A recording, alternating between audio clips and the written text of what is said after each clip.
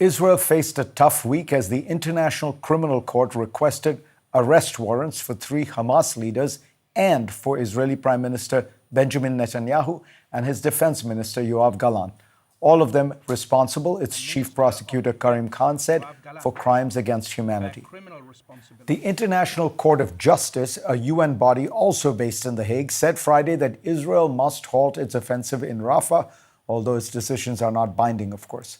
That ruling was part of its ongoing hearing on whether Israel is guilty in its war on Hamas of genocide against the Palestinians.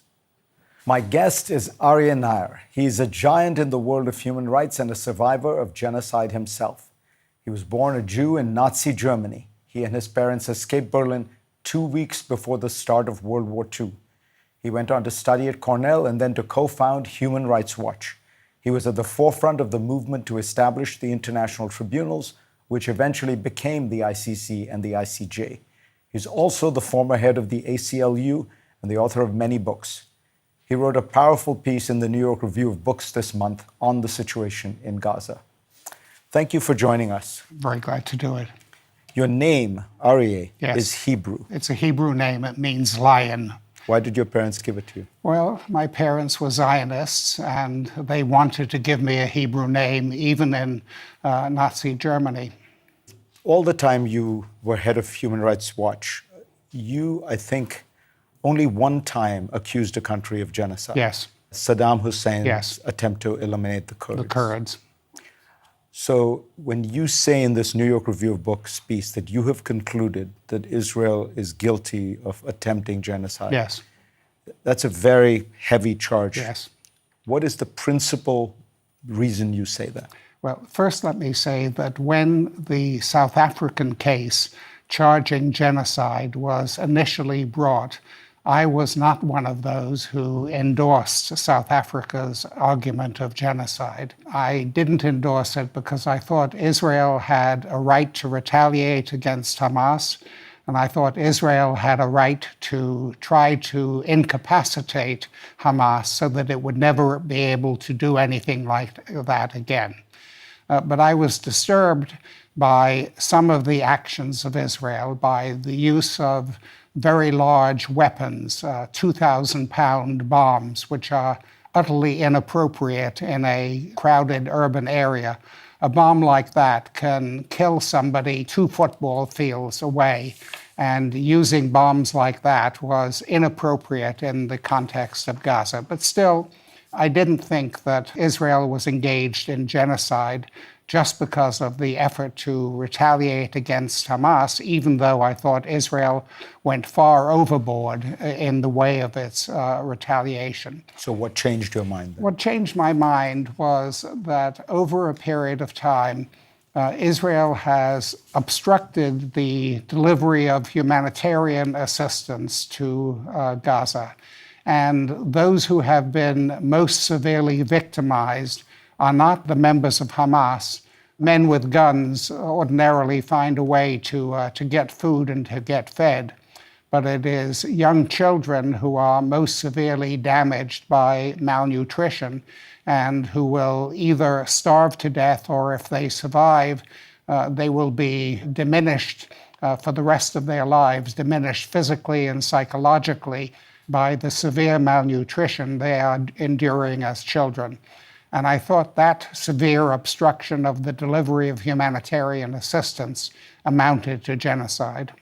The Israeli case is multifold, but let me suggest one angle that I've heard people take, which is in the beginning there was a kind of Israeli rage. And there's that famous quote of Defense Minister Gallant. He says, "I have ordered a complete siege on the Gaza Strip. There will be no electricity, no food, no fuel. Everything is closed. We are fighting human animals and we act accordingly." But that over time, they did start letting food and fuel in, and they have not, there might have been a period where they said and did things like that, but that was brief and it has ended. The amount of food and the amount of water and the amount of fuel they have allowed in is entirely inadequate to deal with the 2 million, more than 2 million people who live in Gaza. And the USAID Administrator, Samantha Power, testified before Congress that famine had set in Gaza. The head of the UN World Food Program has said that full-blown famine is underway in Gaza. Destroying the farms, destroying the greenhouses in Gaza, killing a large number of aid workers who were involved in the distribution of food, challenging the ability of the UN agency that has been principally involved in distributing food to continue that activity, and persuading the United States and other governments to cut off funds from that agency. All those things have had a cumulative impact on the availability of food and water and electricity and medical supplies in Gaza. Prime Minister Netanyahu says that the IDF, the Israeli army, is actually scrupulous and very moral in the way it handles these things. It tries very hard. What do you say about that? He says that. I don't think others would say that. At this moment, there are settlers in the West Bank area who are interrupting trucks taking humanitarian assistance into to Gaza. They are attacking the truck driver, spilling the contents of trucks carrying humanitarian aid. The Israeli defense forces have not intervened in order to prevent the settlers from engaging in sabotage of that sort in delivering humanitarian assistance. The Israeli defense forces have aided the settlers, and a very large number of Palestinians in the West Bank have been killed in the past few months, often with the Israel defense forces either standing by or directly participating in attacks on Palestinians in that area.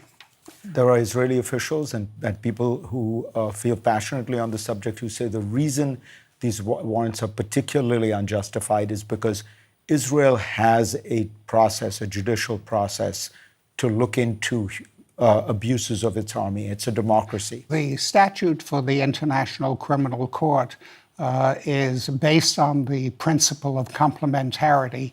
Complementarity means that if a government actually, in good faith, conducts an investigation itself of abuses that have been committed and takes action itself to punish those who may have been engaged in abuses, the ICC should step back.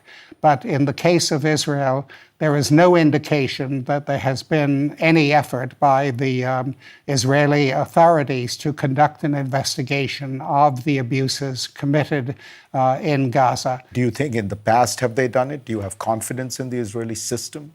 No, I don't have confidence in the Israeli system. There have been many abuses over the years, and there has not been appropriate investigation and punishment of those who have been responsible for abuses. Prime Minister Netanyahu says that this prosecutor is anti-Semitic and is feeding anti-Semitism. You know, the use of the term anti-Semitism to attack those who criticize Israeli policies degrades the concept of anti-Semitism. Anti-Semitism has been a great scourge, but it doesn't insulate the Israeli government from being held to the same standards that other governments have to be held to around the world. The Israeli government has been very comfortable with certain anti-Semites. Prime Minister Netanyahu, for example, has cultivated a relationship with Viktor Orban, the Prime Minister of Hungary, and I think it's appropriate to consider Orban an anti-Semite. But to charge the International Criminal Court with anti-Semitism is, I think, absurd. For you, as somebody, a Jew who escaped Nazi Germany, it's a weighty charge to accuse Israel of genocide. It's a terrible thing to accuse anyone of genocide, but it's a more terrible thing that genocide should take place. In my view, Jews are only going to be safe if everyone's rights are respected, and the rights of Jews are respected along with the rights of everyone else. Aryeh Nair, at 87 years old, you're certainly still going strong. Thank you very much.